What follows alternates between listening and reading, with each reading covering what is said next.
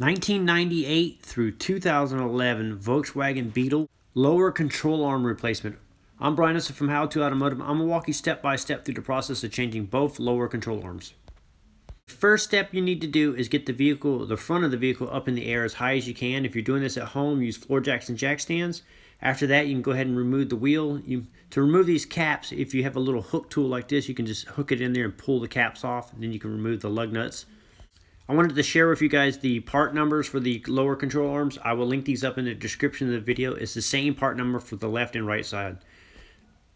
So it's real common for this rear bushing to be torn back here. As you can see on this vehicle, they're both on the left and right side are torn. So after getting our vehicle up in the air, we need to remove this splash shield that's underneath. So you're just going to follow around the perimeter, removing the screws and bolts. There's a couple of 17 millimeters and I believe a 15 millimeter bolts you remove, and a couple torque screws. Once you get that shield removed, then you can remove the three 13 millimeter bolts on the ball joints on the left and right side. We're also going to remove the sway bar link-in bolts right here on the front of the control arms on both left and right side. For jobs like this, it's recommended using impact tools. It makes jobs like this extremely fast. You can do this with all hand tools. It's going to take you some time. You'll see me use a combination of the 3/8 and the 1/2-inch drive impact guns on this particular job. I will link those all up in the description of the video. Here I'm using a 16 millimeter socket to remove the sway bar link-ins on the front of the sway bars here. So you're going to do that on both sides. So once you get those unbolted, now you can take the spindle here and just push it outwards, and that'll pull the ball joint out of the lower control arm there. You can do that for both sides. So if you look at the front bolt on the control arm and notice that it's going to make contact with the transmission pan here, and also it's going to make contact with the engine block or the engine oil pan here. So we need to drop this subframe down to remove these bolts. Before we drop the subframe, what I want to do is loosen up the bolt on the front of the control arm. So I'm going to use an 18 millimeter ratcheting wrench to loosen the bolt up on the passenger side. And then once you get this backed off a few threads, then you can go ahead and loosen up the opposite side. This is a little tighter, so I had to use a standard wrench. We're going to remove the rear bolt of the rear control arm.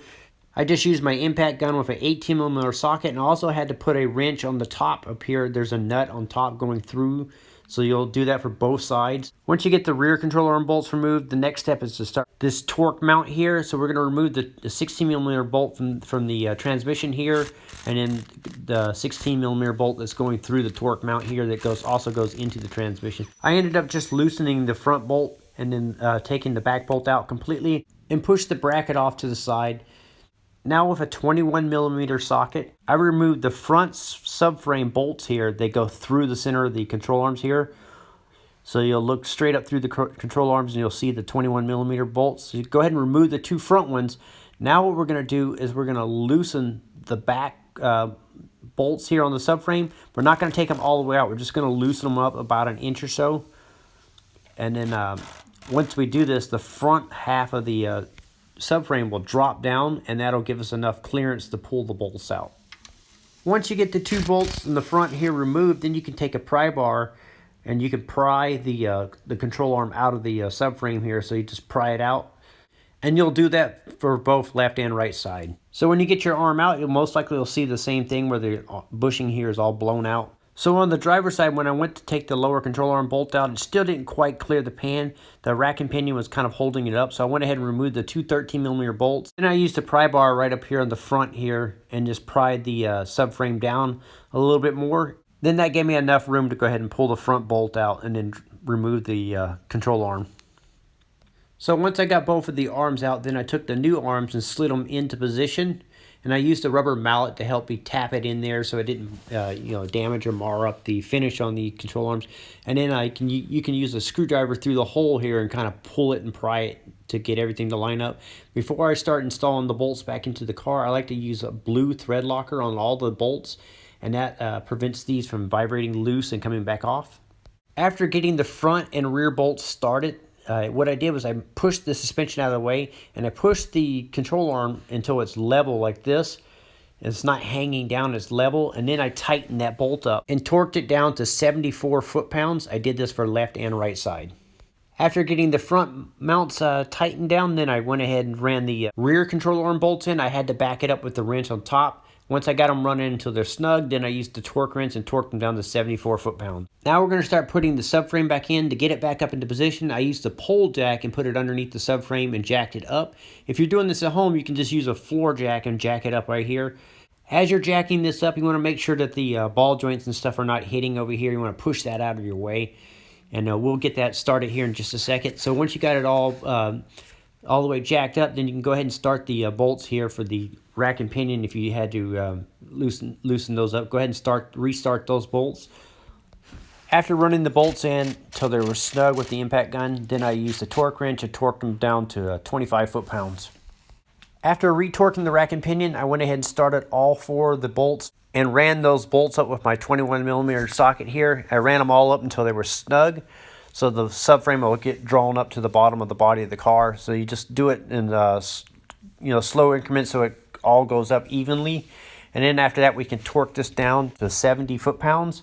And then once it's torqued down to 70 foot-pounds, then what we're going to do is put a breaker bar on it, and we're going to rotate these bolts an additional quarter turn. So 90 degrees. Now we can reinstall the torque mount here. If you're having trouble lining up the bolts, you can wiggle the engine by pulling it left or right like this, and that'll help you line up the bolts. Once you get it lined up, we can torque those down, and we'll torque them to 18 foot-pounds. Now we can take our sway bar links here and swing them back into position and start the bolts. And I wanted to remind you that all these bolts have that blue thread locker on them. And after you got them run in until they're snug, then you can torque those down to 33 foot-pounds. Now you can take the ball joints here and slide them in between the control arm here. Once you get the ball joint slid into the control arm, it's going to look like this. So as you can see, the ball joint is slid inside of the control arm like this. So the nuts here are going to go on top. So we'll put it on top, and then we'll run the bolts through the control arm into the nuts, and we'll tighten those all up.